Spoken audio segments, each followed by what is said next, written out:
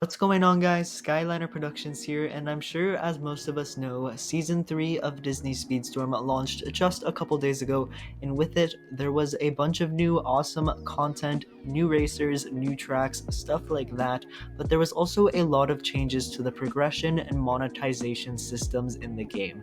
And in this video today, I'm going to be discussing each of them, talking about the pros and cons, and whether or not Disney Speedstorm is ultimately pay to win now. Now, if you enjoy this video, as always, be sure to leave a like and subscribe, and just a quick disclaimer, all opinions in this video are mine and mine alone. If you agree or disagree, that's totally okay. Be sure to let me know in the comments your thoughts on this matter, but let's hop right into it.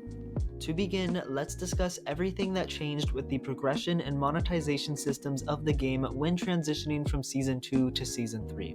The first and perhaps biggest change of everything is that tokens are now available to purchase with real money. You can spend anywhere from $2 for 200 tokens to $100 for 13,500 tokens. Now, this is pretty standard in a lot of free-to-play games, and as we all know, Disney Speedstorm is going free-to-play in just a couple months, which is why most of these changes that we're going to be discussing in the video were made. But yeah, buying tokens, I don't think it's an inherently bad thing. It's just kind of what you can do with these tokens that might seem a little bit predatory, but a lot of games have premium currency purchases like this, so I'm totally fine with tokens being available for costing money, and I don't think it has any bad or lasting effects on the game. I mean, after all, Gameloft does have to make money off of this game.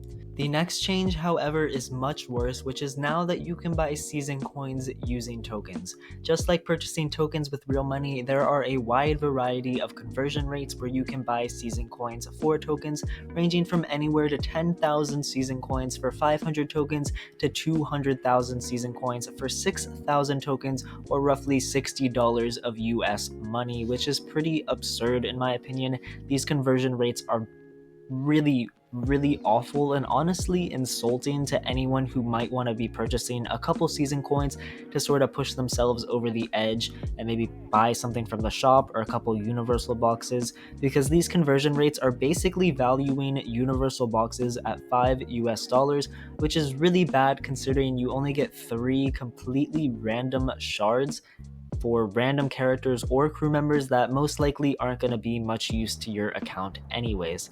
The issue with this, however, is it sort of changes the way that whales can spend money on this game to just get a slight advantage. They can spend heaps and heaps of money buying these tokens at outrageous conversion rates, and then spending all of those on offers in the shop or universal boxes, which will give them a little bit advantage, getting just those extra shards to put their characters over the next star level or whatever. And it's really not fair to casual players, because sort of the casual way to save and spend your season coins is you can rack up a pretty good amount of season coins every season, well over 1 million season coins. I've been playing casually just for the past 3 or 4 days, and I already have 150,000, close to 200,000 season coins, and you would sort of save those, spend them on any character shards that you really wanted in the shop, and then at the end of the season dump them into universal boxes. But now whales can do all of that, plus buy way more shards and universal boxes for so much money. So I think if they halved the price of the season coins, then it would start to become fair. $2.50 per universal box isn't terrible, and it doesn't make you feel quite as bad about the whales that are just sinking hundreds and hundreds of dollars into the game to barely push their characters over the edge. The next change, however, is much better, which is now there is a free box in the shop every day. Basically, every 24 hours you get a box that is slightly better than a universal box, which is really good, especially for new players who might need help unlocking some racers, which can be quite a challenge at the start of the game. So hopefully this free box will help push them over the edge a little bit, and they can start leveling up their characters a lot faster. And even for more experienced players, it's quite nice if you just need a couple extra shards for someone. Maybe you get lucky and it pushes them over the edge. Again, there's no downsides to this. Another very positive change is that the daily shop now refreshes 3 times a day instead of 2. I think this is really good because 1, every time the shop refreshes, you get a free shard, and 2, every time the shop refreshes, you get more chances to spend your hard-earned season coins on characters that you actually want to star up.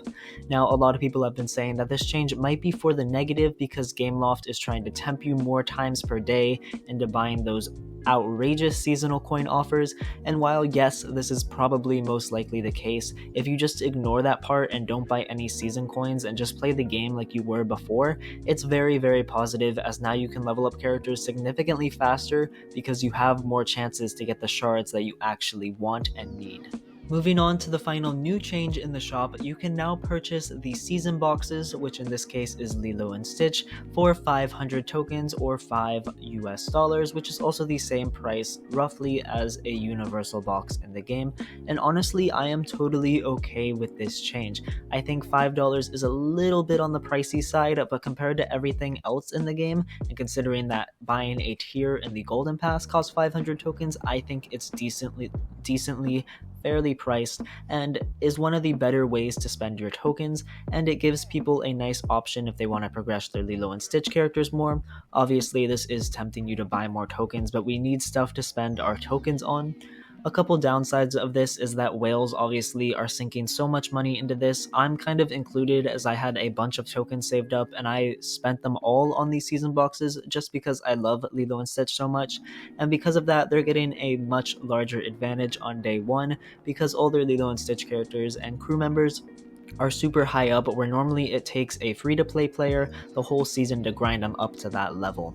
Now, I can understand these complaints, but this was already happening to a little bit of a lesser degree because people were buying tiers in the Golden Pass, so honestly, it's not that huge of a deal.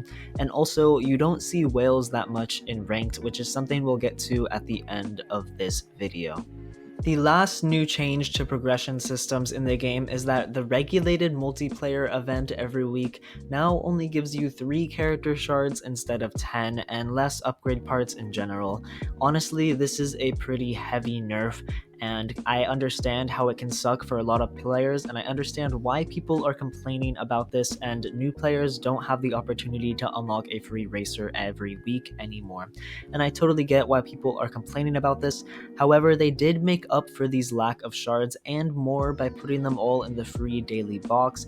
And so now it's just not for one specific racer, and they're kind of spread across. So you're going to be getting shards at the same rate, just a little bit less specific than it was before with regulated multiplayer, and I don't think that's necessarily a bad thing. I think the system before with 10 shards and regulated multiplayer was a little bit better, but they might have lowered it because people weren't playing regulated as much as they should, and they wanted to distribute the shards so that it would be easier to get for new players who might not be interested in the regulated multiplayer mode, because it is a little bit of grind and it takes about 2 to 3 hours to get those 5,000 points, maybe a little less depending if you're winning races or not. But yeah, overall, I don't think it's a terrible change, just sort of an interesting one with shifting the resources around a little bit. So now that I've laid out all of the changes that happen to the progression and monetization systems in the game, is Disney Speedstorm pay to win? And the answer is kind of. Yes, if you spend an extreme amount of money, you're gonna get an advantage over other players, that's for sure. But the difference between a free-to-play player and someone who drops 10 to 20 bucks on the game is not very big at all, which I think is a good thing, because that's where majority of the players lie, is people who don't spend money at all or just spend a very small amount of money, just some spare change that they have around to spend on their hobbies. The difference is very small, especially considering you can earn a pretty decent amount of free tokens from ranked multiplayer, and so overall, I think the game is honestly in a pretty healthy state after all of these monetization changes. This is largely due to a couple reasons, one of them being that you don't see whales a lot in ranked multiplayer.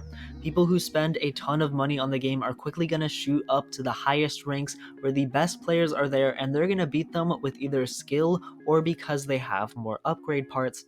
Which brings me to point 2. You cannot buy upgrade parts with real money in any way, shape, or form. You can only get those by playing limited events and grinding the game out, which whales can't just spend money to bypass, which I think is really good because yes, character shards are important, but if you have a 5-star level 1 racer versus a level 25 2-star racer, you're gonna lose. It's just facts. You're gonna get beat by a level 25 2-star racer, so I don't think it's that huge of a deal the way that money works in the game. Another thing I think a lot of people are forgetting, and this is honestly the biggest point of the video, is all of these changes that I've discussed for the length of the video only affect one mode in the game. They only affect ranked multiplayer. The game has not changed when you're talking about regulated multiplayer, except for the nerfed rewards, but I mean the actual gameplay and the advantage you get for spending money has not changed in regulated multiplayer. It has not changed in the season tour, limited events, local free play, or private track. All of those modes are either completely single player, or they have it so that you have racers at a set level and it does not change, and there's even guest racers that you can play for free. So it really doesn't matter in majority of the game's game modes, and I think the community has been freaking out a little too much. I've seen some posts on Reddit where people are being really dramatic, and yes, some of these changes are very bad. For example, the season coins. I think that is ridiculous and needs to be changed, and I really hope Gameloft does something about it. But also, this game was always meant to go free to play. We always knew there was going to be monetization and microtransactions of some kind built into Disney Speedstorm, and honestly, the way we got it, it could be a lot worse. The impact is hardly noticeable. I know a bunch of people personally who have wailed on the game and gotten 5-star stitches, and I don't notice it in game at all. It feels like it always has before, and the people who spent more money, even if you do race to them, it would just be like it was before, where it's probably someone who just grinded a lot more than you. You don't think automatically, oh, that person spent more money than me, that's why they won. So is Disney Speedstorm pay to win? I still think my answer is kind of. If you really want an advantage in ranked multiplayer, even though it might be kind of small, yes, you can spend a bunch of money and do that, but you can also get on buy, completely fine, free to play, easily get all your characters to Emerald with just a little bit of grinding, and even higher. Like, I don't spend a lot of money on this game, and I can easily get most of my roster to Diamond if I wanted to. So I still think Disney Speedstorm is completely free to play friendly, but also has a few pay to win elements. That's my verdict. I'm somewhere in the middle, not leaning to one side or the other. But let me know what you guys think. I hope you enjoyed this video. I'm really curious to hear your guys' thoughts and opinions on this topic. If you enjoyed, be sure to leave a like and subscribe, and I will see you all in the next video. Peace out.